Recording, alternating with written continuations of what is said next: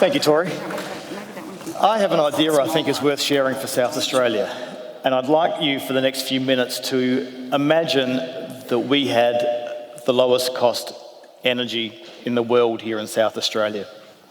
Imagine how that would transform our economy. Imagine the businesses we could start. Imagine the businesses we could attract, not only from interstate, but from overseas. The jobs we would create. Keeping our smart youth here in Adelaide. Just think about having the lowest cost energy in the world. We have a lifestyle that is the envy of the world. Great climate, we have the best food and wine. Oh my God, we have the best wine in the country, in the world.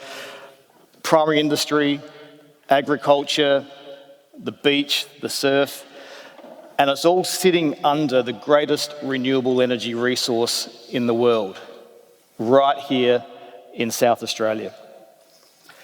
Yet we're struggling. We're struggling as an economy. We're struggling with our manufacturing. We're struggling to be competitive. Yet we're sitting under the greatest renewable energy resource in the world. So what went wrong? Why should we be struggling when we've got all this sitting in front of us? Well, no one's to blame. We just did what we had to do when we had to do it. We're a big country, we're a small population, we live in a harsh climate, and 50 or 60 years ago, the most competitive energy was centralised energy and distributed energy. And we rolled out, and the mandate was from the government to electrify the states. So we rolled out this power network across the country. It was the thing to do. It was great for our economy, great for our jobs. It would bring industry to the regions. All that was the right thing to do at the time. But we couldn't foresee the change in technology, the step change in technology that was coming. We can now produce energy where we need it far cheaper than distributing it across the country. The lowest cost energy in the world. Cheaper than coal, gas, nuclear, and we can put it right where we need it. Now, this is an advantage that we have in the state that can't be taken away, it can't be sold, it can't be exported. We have it here on our doorstep, and we can transform this economy. And you might say, well, don't we have a lot of renewable energy in South Australia? And yes, we do. If South Australia was a country, we'd have the second highest penetration of renewable energy in the world. The problem is, we haven't harnessed renewable energy in the way it needs to be harnessed.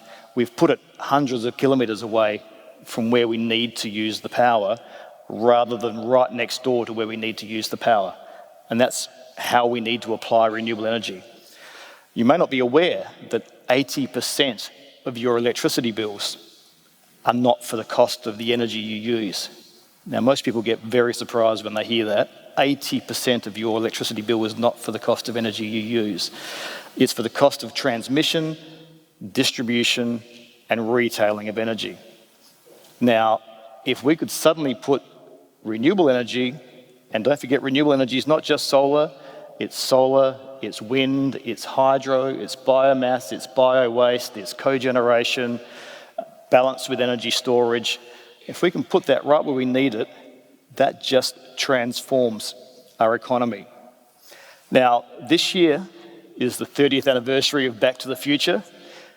Marty McFly can take us back to where we need to go. 100 years ago, we used to have township-based power stations. Now, that moved to centralised power. And now, like mainframe computing has gone back to PCs, we need to go to a new place. We need to go back to that township-based power station, but in a different format.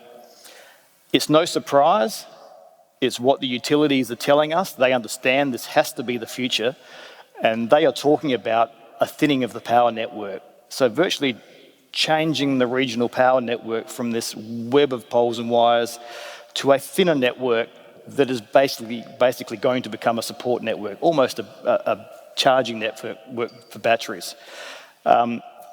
So it needs to go that way. But what we all need to do is understand the problems we have, and we all need to push it to change much faster than it's going to change. We live in a regulated power environment. Our utilities are being paid to maintain and operate very uneconomic and inefficient parts of our network around the country. Our regional networks, for instance, are 70% of their cost, but it's only 30% of their income. We all pay for that. If we could change our power networks in South Australia and the country, we would have a much lower cost of power for all of us. So all based on local generation and storage of power. And it's optimising that energy mix. And a lot of our regional townships are based on some form of industry. So we can harness that industry. As I said, solar, wind, hydro, cogeneration, biogas, biowaste. Now, whatever those industries are based on or founded by, which is why they exist, we can harness the byproducts and the heat from those industries and turn that into energy. In fact, we were very honoured a few months ago. We had a lady called Christiana Figueres, who was the United Nations, or the Executive General of the United Nations Climate Change Council. She is the #1 lady in the world involved in climate change. Very smart woman. She came to Australia. We were the only commercial company that she came to visit. She'd heard of our work on microgrids and regional communities and community power. And she said, you must get this right in South Australia. You have everything going for you. You have the climate, you have the geographics, you have the demographics. The rest of the world needs this technology. You have to do it right here. You have to get it right because we need this. This is absolutely exportable technology. But to make that change is not easy. Doing greenfield developments, new developments, is not so hard. But that's not where the bulk of our cost is. The bulk of our cost is in our legacy networks that are regulated through these legislation, these laws, and regulated income for the utilities. We need to change that, and we need to push. It's brave politicians, it's brave utilities, it's a brave state and a country that makes those changes. But unless the public is informed and understand we need to push those changes very fast, they're going to happen very slow. And the opportunity cost of not doing that, as you've heard previously, is huge for our state.